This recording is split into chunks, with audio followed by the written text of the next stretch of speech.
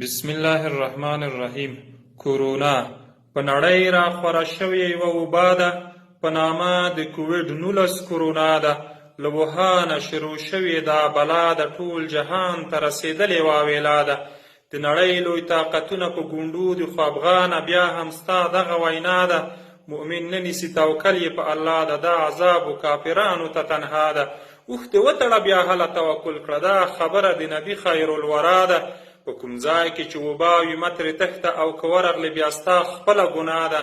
ځان دې پاک ساته له هره نجاسته، دا خبره موږ ته کړې پاک الله ده. نو لاس 20 ځله تر 20 ثانیو مینځه، په کور کښېنه د طبیب دغه وینا ده.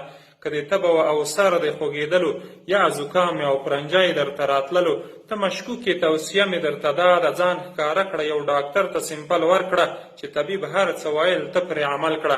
مسلمانه په اسلام باندې ځان پوه کړه، د الله په پاک قرآن باندې ځان پوه کړه، له قضا او له قدر نه ځان خبر کړه، د اسلام په لاره خپل ځان برابر کړه.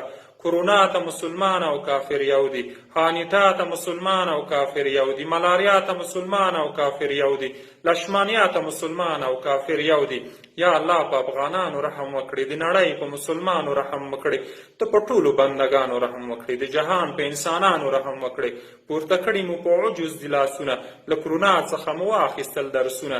موږ ته خپل زور رامعلوم شو، پاکه ربه ته مو خلاص کړي د کورونا له دې غضبه، ته مو خلاص کړي د کورونا له دې غضبه. که چا پورته هدایات عملي نه کړل، حیدري بیا د هغې خپله ګناه ده، حیدري بیا د هغې خپله ګناه ده.